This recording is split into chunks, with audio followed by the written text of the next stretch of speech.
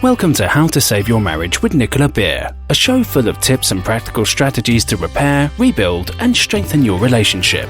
If you are currently stuck wondering if your marriage can be saved, or you know you want to save it but don't know how to go about changing it, this show is for you.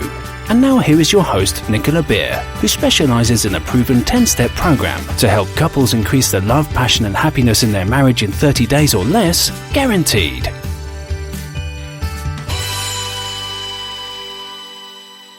Hi, this is Nicola Beer, and I'm really honoured that you're listening to this episode because self-esteem and how to boost your self-esteem is really, really important.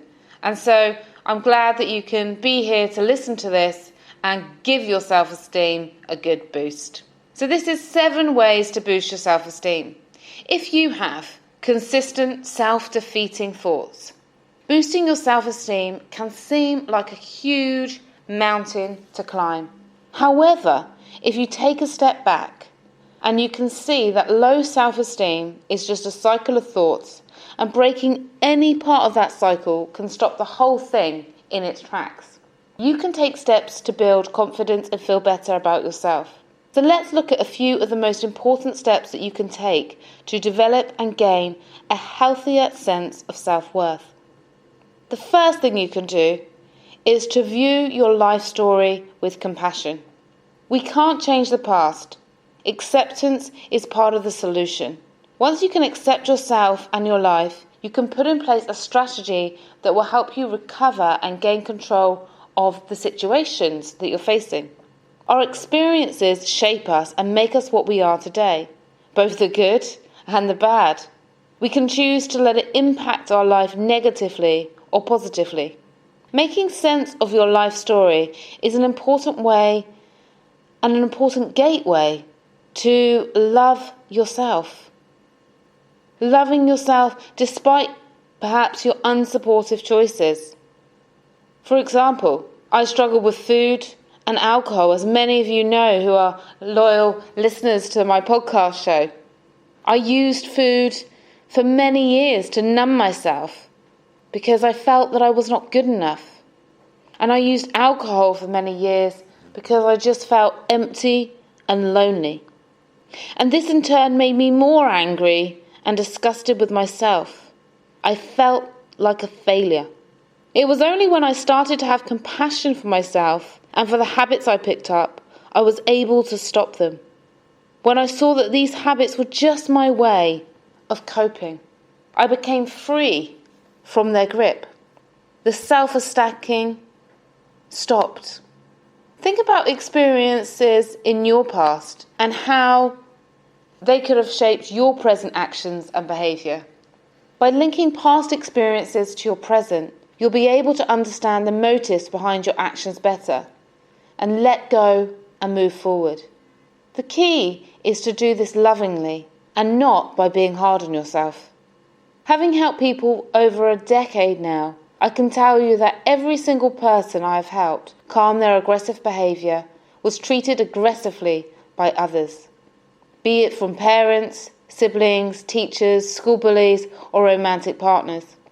The behaviour was learned and was directed at others, not only as a release, but also as an automatic reaction triggered by their bullied past. For many addictions, they are a way to cope with reality. They're a way to escape reality, or they're a way to get an instant fix of a short-term happiness. And once we begin to look at our life story with compassion for ourselves, we can stop letting the past define us and determine who and what we want to be as a result of it. So it's really important to look at your actions now, your actions in the past, from a compassionate viewpoint. The second way to boost your self-esteem is to realise that you hold the power. It can sometimes feel like others have a power over us, and this can crush us and crush our self-esteem. However, the reality is that unless we give away our power, no one really has power and ownership over us.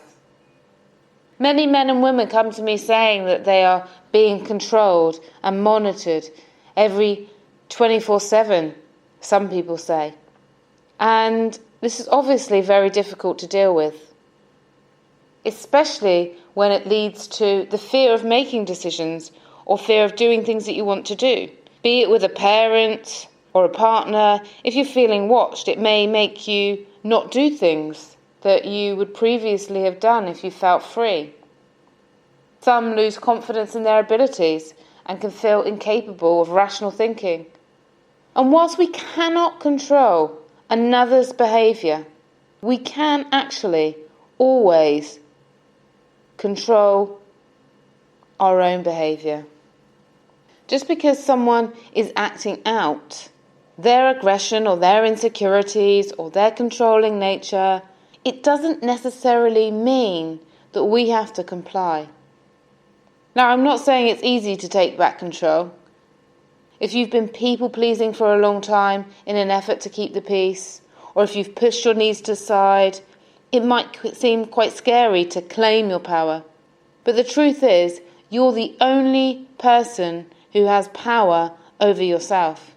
No one else can make you feel or do something without your permission.